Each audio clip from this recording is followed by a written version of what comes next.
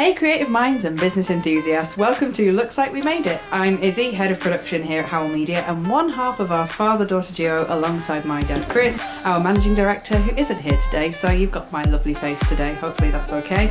Today we're diving into the world of video marketing, content creation and all things creative. Each episode we share real stories, expert tips and the odd laugh along the way.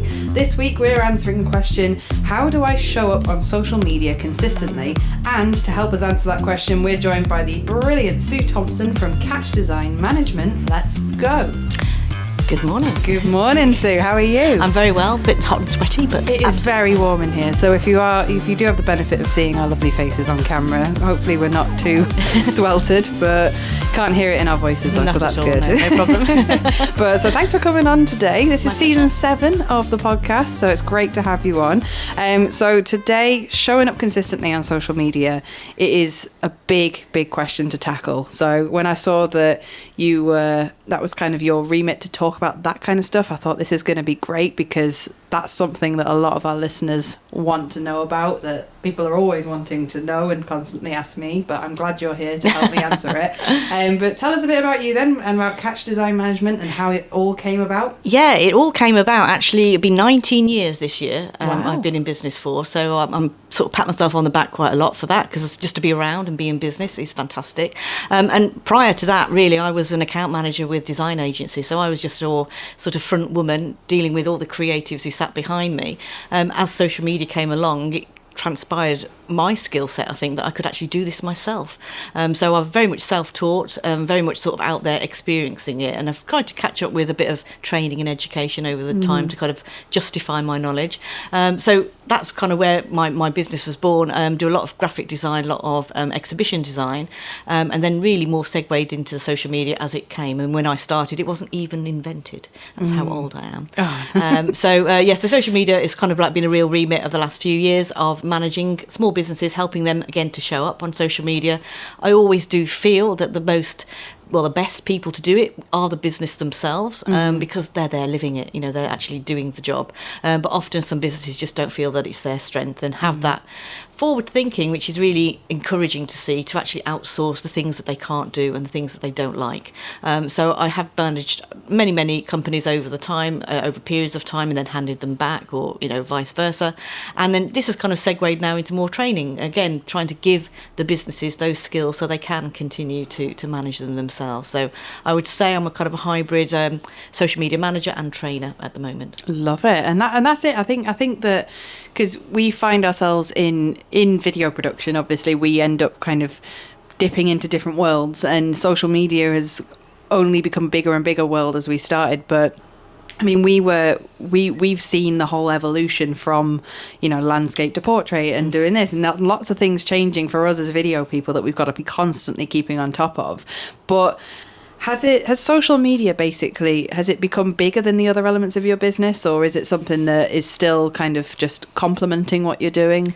I think I would say pre-COVID, it was growing at a ridiculous rate, and everybody wanted to be on everything all of the time. I think COVID just kind of leveled things out a little bit, and some of those more traditional marketing aspects came back, and I don't think that's necessarily gone away. So I think there's been a bit more of a mix, if you like, in terms of people still thinking and seeing value in printed marketing materials or real business cards and things like that. Yeah.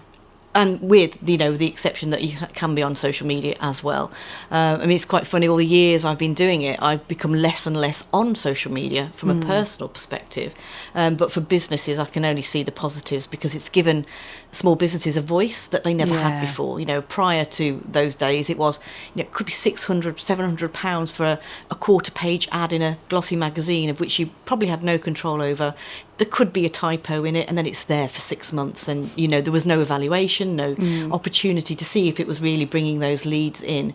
Now we've got it all at our fingertips, so it's really valuable. So I think it's always going to be there. I think it's going to be changing. I think when people start to think a little bit more on the privacy levels for their business, but I do think community is going to be the biggest driver, where we're actually creating little hubs of people who are interested in what we're offering, and we're really starting to build those kinds of communities there on social media. Well, that's it, because I think that I mean, I'm the same as you in the way that my use of social media has changed over time. And I think before I was in this industry, when I was just sort of messing about on social media just because it was there. And I mean, Instagram, I've been on it since it started, and Facebook less so, but like it's sort of like, you know when you had like email addresses from like 10 years ago that are just like Punky Princess 22, and so that was me. But I think with social media now is that I mean, my career, and it's probably the same as you, is that you are the face of the business. Like, I'm the face of, well, Chris is also the face. Both our faces are on the wall. But in that respect, there almost becomes a privacy element where I need that sort of space away from it. And and I think that to me has meant that I use social media in a very different way now, which is kind of to complement what Howell Media is doing and stuff, but still being able to keep that private life as well. Absolutely. And that's something that I think what I really like about the whole concept of showing up on social media is that it feels like there's so much out there, there's so much noise, there's so much going on, there's so many things happening all the time, that social media, I think, to some people, and particularly smaller businesses, can feel like, when you're at a junction of a really busy road, like, I don't know, the A66, you'll know that, and you're just waiting for your turn to get out, and then you sort of sat there going, oh, okay, I can't go yet. And a lot of businesses that I've spoken to in the past feel like they don't even know when to start versus where to start.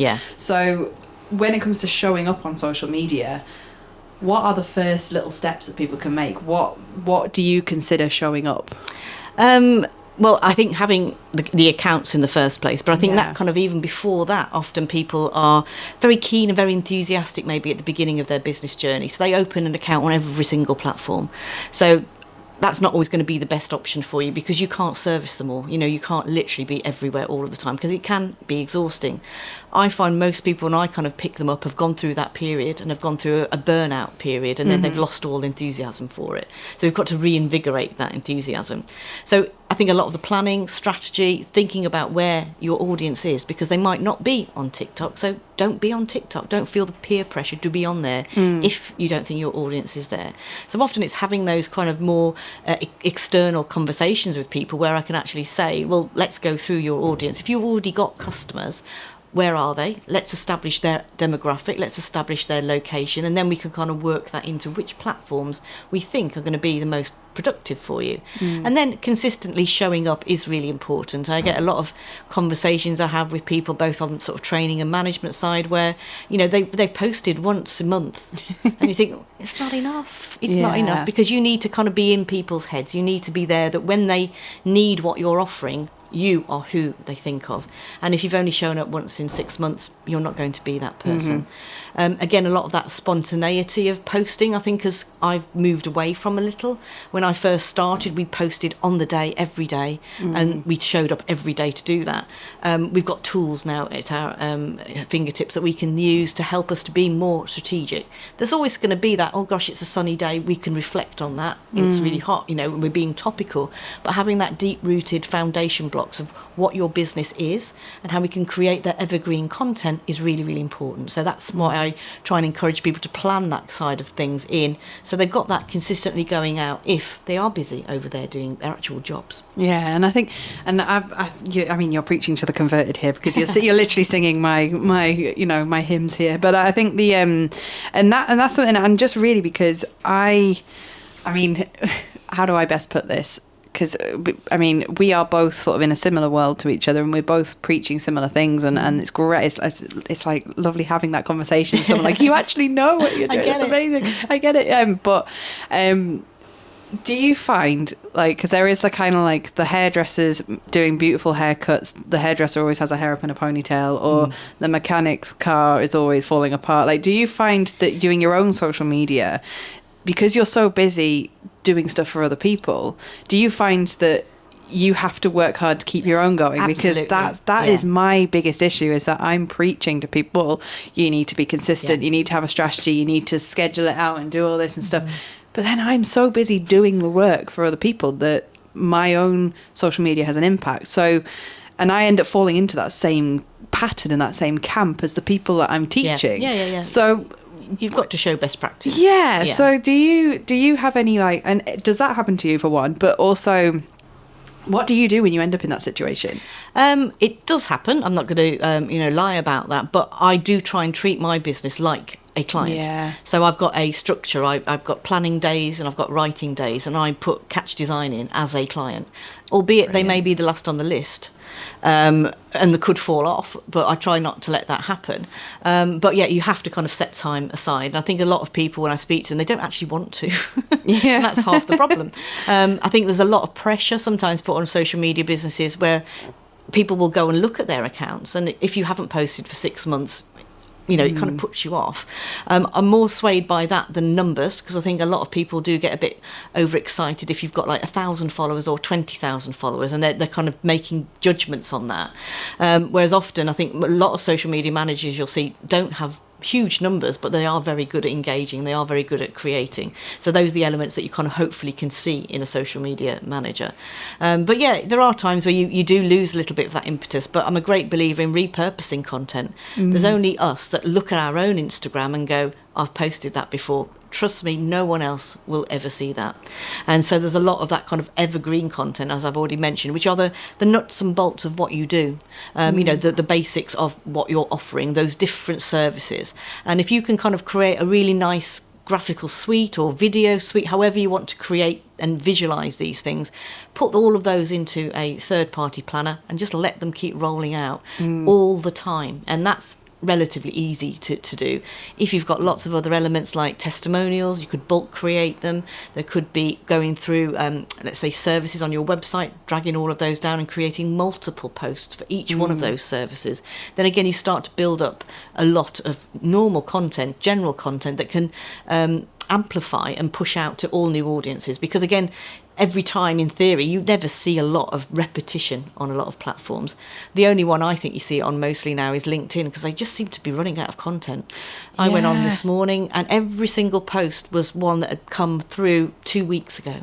Yeah, which is incredible. I've been noticing that as well, and I think it was Daniel Priestley who said in a podcast that we was in Diary of a CEO with Stephen Bartlett that only 1% of LinkedIn users actually post once a week or more. Yeah, and the stat I was given, it was 3% of all users only post. That's amazing. Which has given us, those that can show up and do, much more an opportunity. Yeah. And then because they are running out of content, they recycle it. So things that you posted 2 weeks ago will come up again, get another opportunity. So in theory, it's a really good place to be if you're in business. Totally. And I think that for me, that with LinkedIn in particular, I mean, that's our favourite platform. It's the one that works for us as a business, and I imagine for lots of other businesses who are more maybe B2B, LinkedIn is kind of the place to be. I mean, there's a slogan right there. Yeah, but they think that. I think that's often the assumption. I've had a lot of training with people who are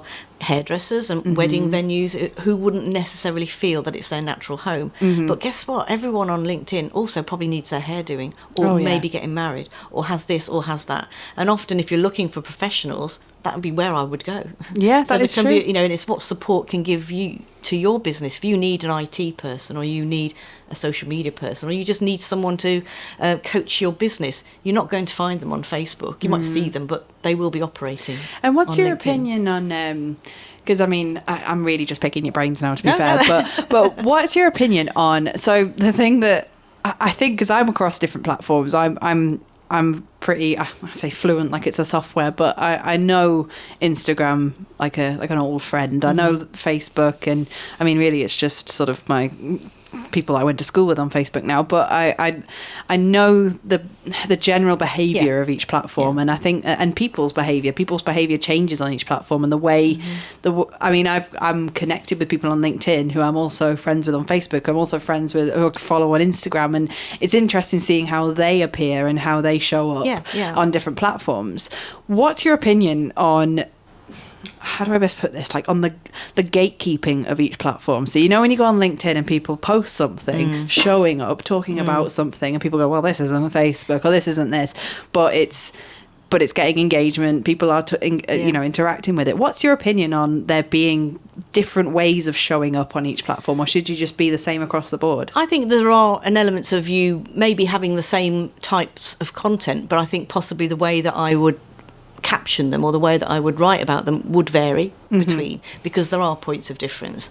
That's one of my kind of real gripes I have with Meta generally. There are many. Because they have tried to blend two very different platforms into one, and that really, grinds my gears when I see 40 hashtags on Facebook where they're not needed, or people adding links to their Instagram posts that can't be clicked on, because they haven't got that parity between the two platforms. So you have to change what you do because they are different. That's true. I think likewise with LinkedIn, I think again we have the power to curate, we have the power to decide who we want to interact with. And if you're a first degree connection with someone and they're giving you a load of jip about, it's not Facebook, get rid of them. You don't have to have that in your life. Your life is too short to worry about people who've got time to complain. Yeah. So I don't have that kind of issue because I curate my feed, I curate my connections. I'm quite strategic with who I connect with. And so therefore the people that I'm seeing their content from and who are seeing mine, hopefully we're all relatively on the same page. Love that. And I think that, and I like the idea of curating because it's a bit like when I know it's like whenever you get a new phone, you look at your contacts list and you go, I haven't spoken to that person, I don't even know who that is. And you go through it and we change. And you chop and change. And so I always think that follower count doesn't matter, because I think it's about finding that. I guess for businesses, it's important to find that balance between volume and value. And I know we were both at Atomicon. I was live streaming it and you were watching it, which is great. So we were both sort of in that same space. And one of the speakers was talking about, well, what is value? What does that actually mean? That doesn't mean anything. What actually are you referring to when you say value? But do you think follower count matters? Like for businesses that have, and obviously having a few followers is important, but I always think it's not a currency. You can't pay your bills with it. It's what they call a vanity metric. I love it. It's a vanity metric. It's, again, a nice to have, but I would always refer to engagement as a better metric, as a kind of understanding. Because, again, you could have 20,000 followers, but if only 6 ever see anything you post or 7 comment on it, what's worth 20,000 followers? It means nothing. So there's an element of a certain level, the old 500 plus on LinkedIn, then everyone's happy because it no longer shows that. But I'm kind of somewhat suspicious of people who have 30,000 connections on LinkedIn, because it's not connection. Could they name any one of those people? Probably not.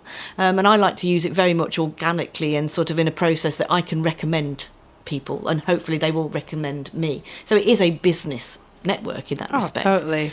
So I don't think follower counts should be really, worried about. But I know often from a customer point of view, that's the only thing they're looking at. So it's kind of an education, it's training, it's understanding where these other opportunities can come from. I would say over time, my time has changed tremendously, where it is always about posting. Now, I would say it's less about posting, more about engagement. So I plan my content and it goes out as I want it over the week, but the rest of the time people will always see me beavering around on my mobile because I'm engaging, I'm participating, I'm showing up as my brand, or I'm showing up as my client's brand in lots of different places.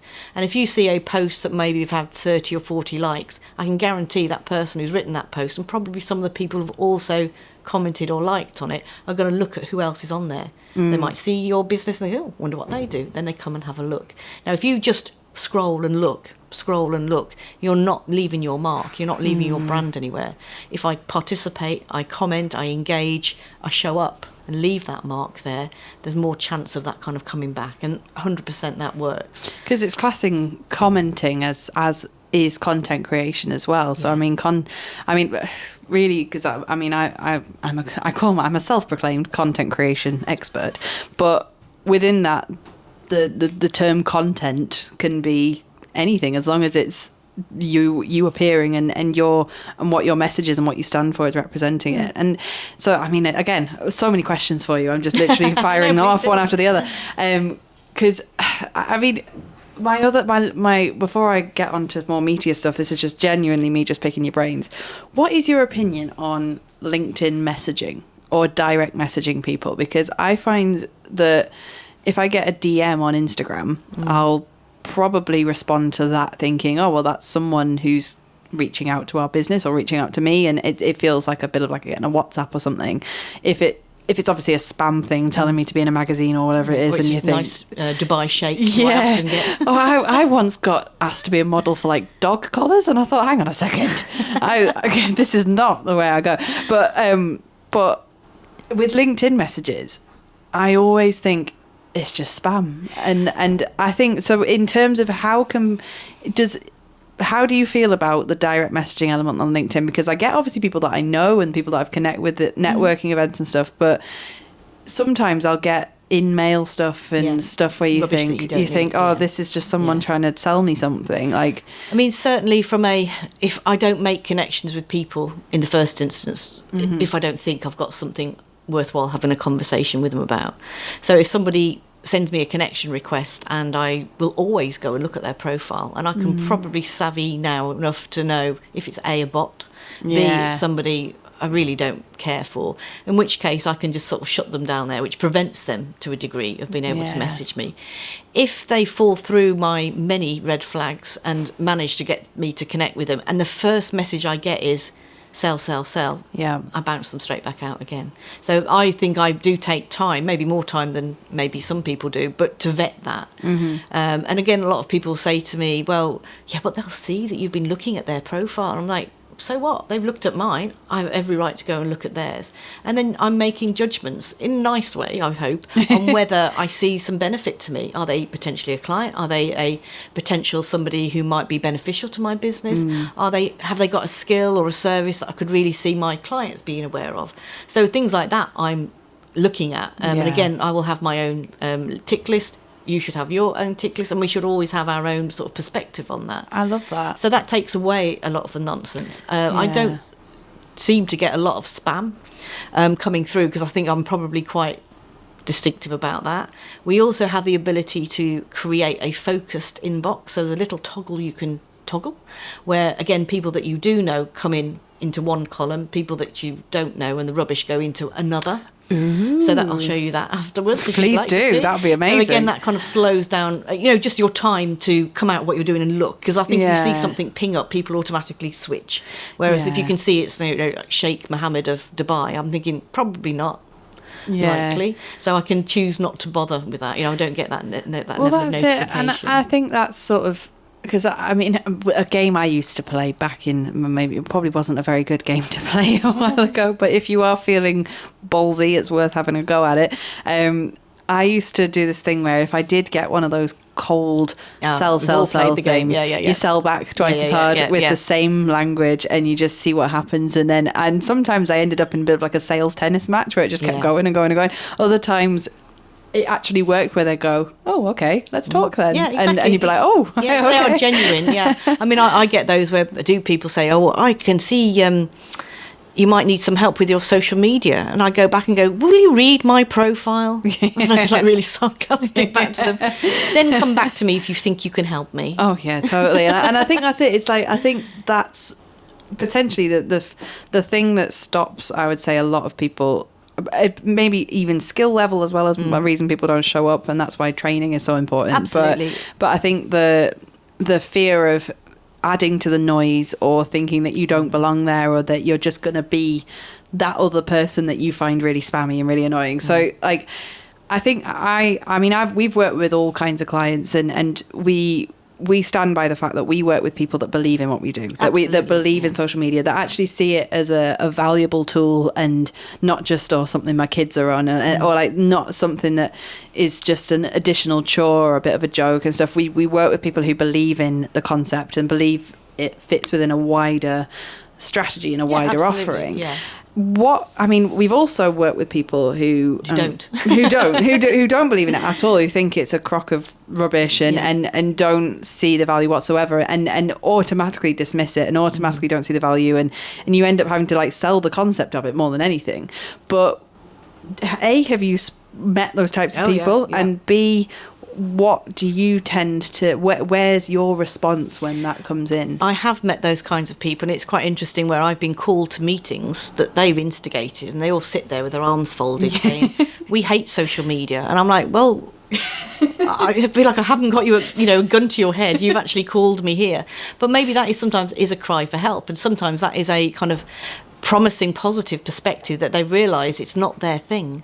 So they are choosing to give it to somebody who likes it. I mean, I always trot this story out in the fact that I am rubbish at maths. First person I got was an accountant, because I learnt go where your strengths are. I didn't even attempt it. I just got somebody, as soon as I could afford it, who will deal with that for me. And so that frees up my time, because I could spend 7 hours trying to work my accounts out, where I could just send it to Louise and she gets on with it. So there's an element of understanding those strengths. But yeah, in terms of quick turnarounds, often, in social media, there's some really quick wins you can make just by auditing a profile and going, well, you haven't done this, you haven't done that, you haven't done this, you haven't done that. And they're like straight away, it makes you look great, because they're things that they didn't know about. So you can sort of put those in. I do try and encourage my clients, if I take them on, to do a strategy with me, because it kind of makes them think a little bit outside of the box. Because we're all like this, we're all very blinkered, and all we can see is what we do. And so having those open conversations about who are your competitors, who are the people in your industry, who are the players, it starts to broaden that opportunity for content, which suddenly makes it like, well, I didn't think that would be good for social media. And you go, well, it could be. Not every day you making a cup of tea, yes, it's not going to be that interesting, but once to show off your office, or once to show you that walk from where we've come over to your place, just to show a location, are all little things that could be quite handy to be aware of. So there's often a lot of quick wins. I think often the longer game is harder, and it can be dependent on what you get from a client. I had one client who was I won't say who they were, obviously, but they were a professional company, and they never gave me anything. They had one website which I'd gone round about 24 times. I literally was a trained architect by the time I'd finished with them, because they gave me nothing. One day I opened up Facebook and they just dumped 40 photos on Facebook as a post. They didn't tell me they'd done it, so I took them all off and turned them into 40 odd or maybe more posts that went over a period of time. So they just didn't get it. And it just got to that point where eventually we parted ways, because I said, look, this is like one-way traffic. I can't do any more. I mean, you're leaning against an open door on that one, because we're both veterans or survivors of that kind of world. And I think that's the thing, is that with social media as well, it's not essential, but also it's something. Oh well, I mean, it is essential in this day and age. But I think because like I said, in those big kind of corporations and stuff, where they go, oh well, we've been doing this 40 years and we've not needed social media, and and like you get all that sort of stuff where people think it's just an additional chore for them to deal with. But like, there's ways of making it valuable and making it work for your business, and not always seeing it as a sales tool all the time. No, it's more, it's an informing, and it's creating that consistency, like we've sort of started on. And realistically, people, if they can find you, if they know the name of your company, they might go and look at your website. Often with social media now, it's becoming much more keyword orientated, so they're not looking for the name of your company, they're looking for the services you provide where they want them. Let's say Sunderland, Newcastle, wherever it might be. So often making sure we've hard baked those keywords into our social media is becoming more and more important, to kind of lend the kind of opportunity for people to sort of be aware of options that they've got. Oh, but they look like they're fun because they're doing lots on socials. It could be, it's only going to help you. I think then you go and look at somebody else's who's not posted since 1982. Then again, you're kind of thinking, not for me. So again, judgments will be made, I think, by what they see. Yeah, totally. And my automatic thought is always, they've obviously gone out of business, which is a mindset that I imagine a lot of people think, and that in the first instance is a reason to show up on the bare minimum, is just literally to prove that you're still around. Absolutely. But to take it further, and I do a lot on camera confidence in particular, like video confidence. I mean, you're significantly more sort of, you're across the social media strategy element, and I'm the one teaching people how to actually smile for the camera. But they do link up quite nicely, because I find a lot of the people I work with in the world of video, they just don't want to they don't want to show their face. They don't want to get out there, because social media is a big mirror, basically, as well as a window, and it allows you to see yourself and maybe what you're not comfortable with, and you know, in reality, you have to, I think in order to show up, you have to be authentic. You have to show the good with the bad, the stressful days, the quiet days, and absolutely. And you have to show a bit of both to run a business. Yeah. And I think, you know, statistics will back that up. You can guarantee, you can look at your Reels views, and if you're showing this, you know, your face, it will do better than anything else, without a doubt.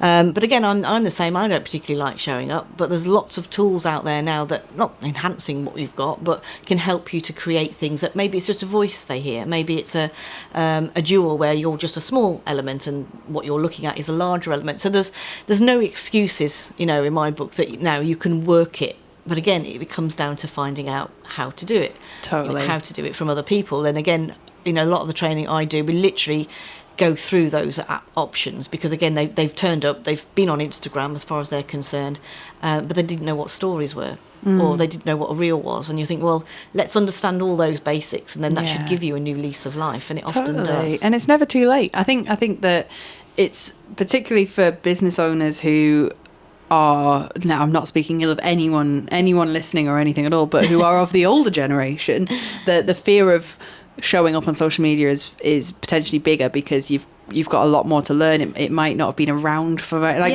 Chris isn't here, so I can talk about him, but Chris knows he knows everything about, you know, design and marketing and he's got a good online presence and everything, but he's never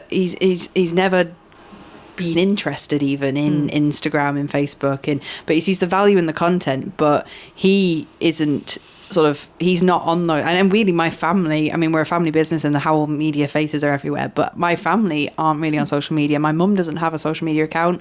My brother doesn't. Like, we're quite private.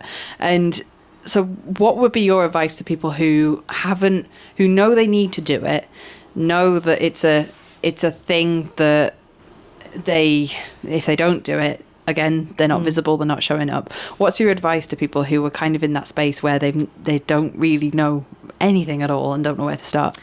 Gosh, I mean, I could go on for hours in reality, but I think often if you are in a business, probably a lot of people feel initially that a website is a good start point, and they'll spend hours when they've got nothing else maybe to do, or they've got no customers as yet. They will often put a lot more effort into that creation. They will then launch that website and they'll never look at it ever again, or they'll never refer to it ever again. They just crack on then with their business. So often I really drag people, often kicking and screaming, back to that website and say, well, let's see what we've got here. I'm a great believer in content you've already created. And if you've spent hours thinking about those words, creating imagery or finding graphics or sourcing library images to make your website look really visual, use that as a start point, because every single page, in my opinion, of your website could be broken down that way and that way, in terms of having bite-sized chunks. You can start to create content for your social media. So every web page could have 6 or 7 posts created for it, which you can then drop into your schedule, and that can go out over a period of time. You know, and again, thinking of these things, what we call it's evergreen content.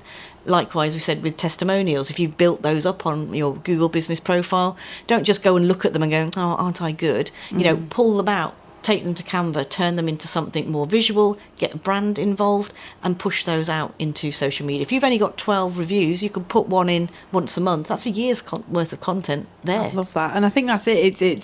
It's showing what you've already got. Yeah. And I think that's and I think that's also the thing. And I get stuck into that headspace where I'm like, because I'm the one shouting my message all the time, I think, well, people will be sick of seeing me by this point. Yeah. And that's it. Organic reach is, I have to say, realistically very poor. Not yours, everyone's. It's fine. You're probably right, to be fair. Because there's an element of competition, you know, we can see that. But again, it's a spinning plate. You know, always sort of analogy I use, you've got to keep that plate spinning over there, but you've also got to keep this one wobbling over here, because you can't just let one of those plates drop. Totally. And again, but it's understanding which are the important plates. You can't do it all.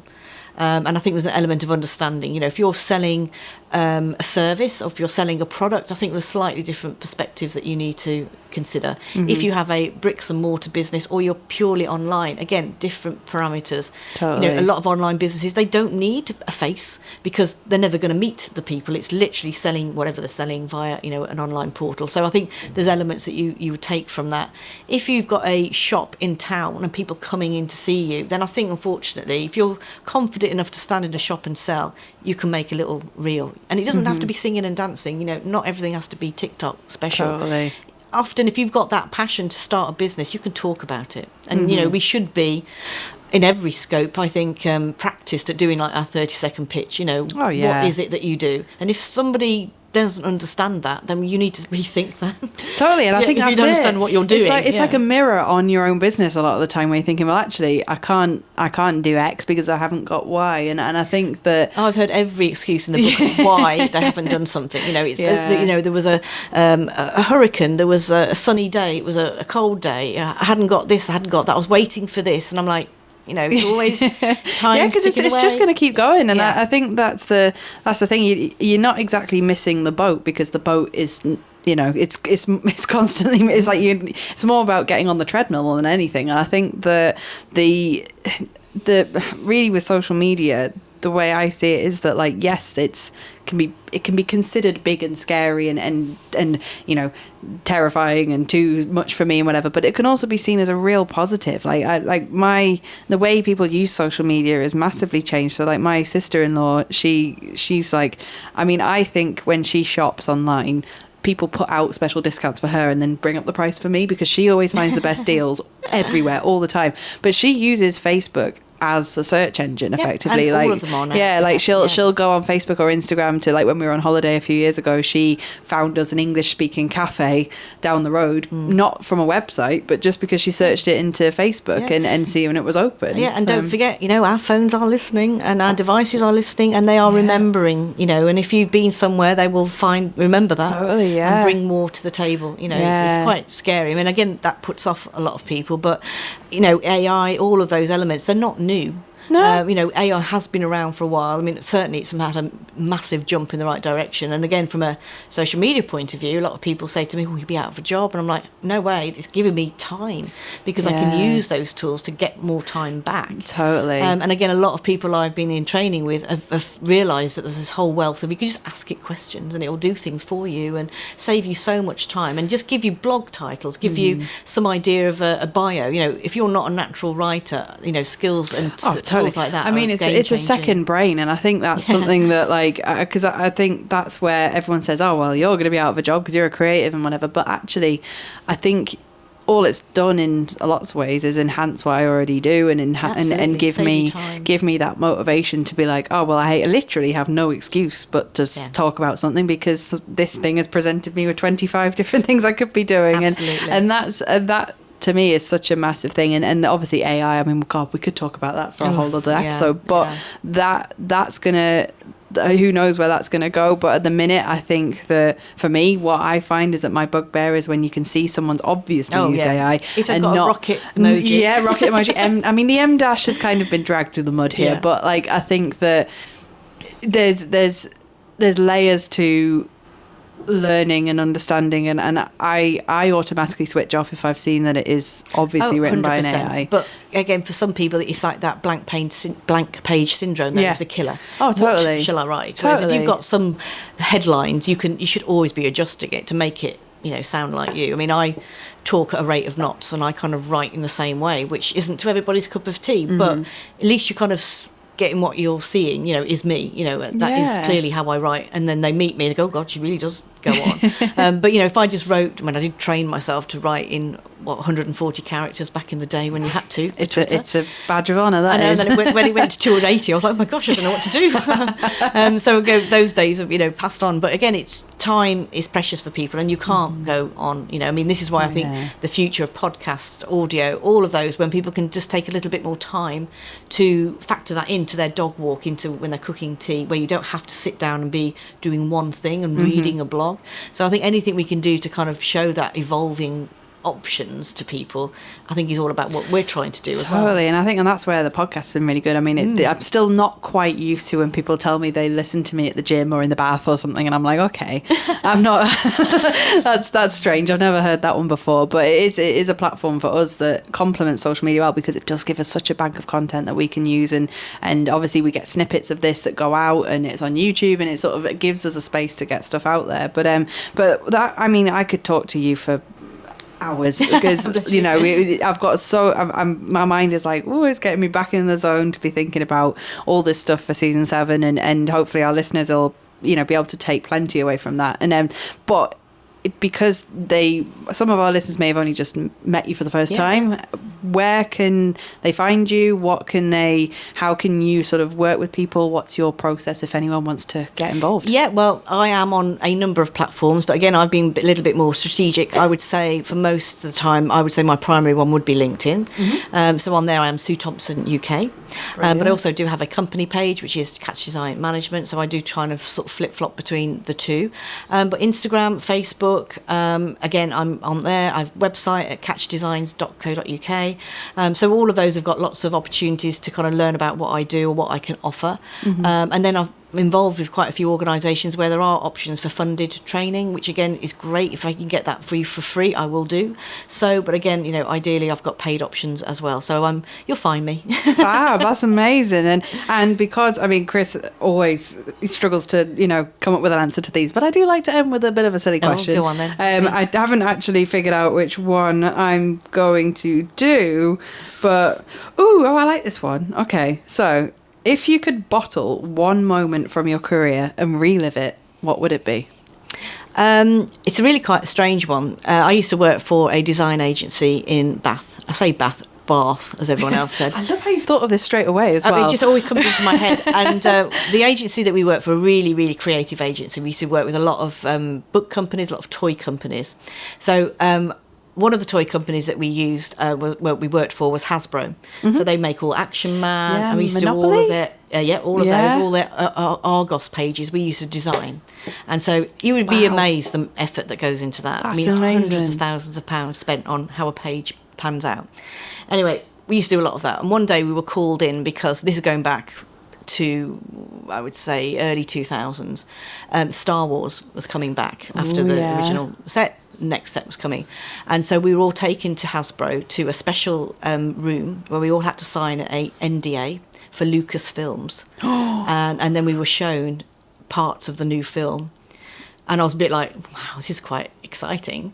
I went home and told my husband, who was a huge Star Wars fan, I was going, I can't tell you anything because I've signed this NDA. I was I'll have to kill you. Yeah, I literally was paranoid about it. So that was really, that's exciting. amazing. And then because we did a lot of work with them, we used to get like little bits and bobs. So in my loft, I've got standees, I've got toys all boxed waiting for that day. Don't ever give out your address, because I'm sure people will be after that. One day, oh God, I must go and check they're all still there. I'm hoping they'll be worthwhile. That's amazing. So I used to love doing that. I used to, it was so exciting just to be part of like going to Toy Fair and all of those kind of things, seeing what's coming through. Yeah, I mean, Chris, he was in the toy world as a designer years ago as a kid, so I used to remember getting as a kid like a random cardboard box would appear at home, and it would be like a random box of those like yellow stretchy men, and I'd be like, oh okay, I've got 200 of those. But like that's incredible, and I bet you were like felt super powerful at that point. Oh absolutely. Like, yeah and but it's amazing, some industries just that's what I love about dipping into lots of different sectors. I don't have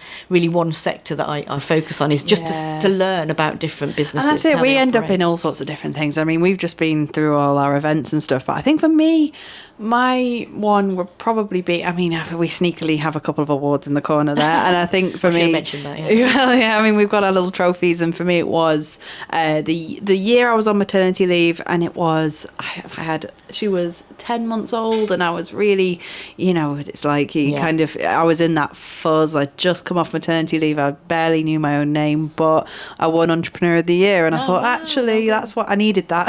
And I think absolutely. And that was for me was a lovely moment, because it was like, it was like a confirmation of all the things that I was like about having to do, and it was just, it was great. And my trophy was not that one, but it's one at home. It does complement my colour scheme in my living room quite nicely, and obviously it was meant to be. But thank you so much, Sue, for coming on. I really, really enjoyed that. And that is a wrap on this episode of Looks Like We Made It. Thank you for tuning in. Whether you're here for the video marketing insights, the storytelling magic, or just to hear me and my dad talk shop, well, he's not here today, so just me talk shop. We drop new episodes every other Tuesday, so hit that follow button and stay tuned for more tips, real life experiences, and behind the scenes stories from the world of content creation. If you want to keep the conversation going, you can find us showing up on Instagram, LinkedIn, YouTube, and our website. Just search for Howl Media and say hi. We'd love to hear your thoughts, answer your questions, or even have you on the show, just like Sue. If you've got a great story to share or fancy joining us for a chat, just like Sue, drop us a message. We're always looking for inspiring guests, just like Sue. Until next time, keep creating, keep storytelling, and remember, every great piece of content starts with an idea, and we'll see you in 2 weeks. Bye for now.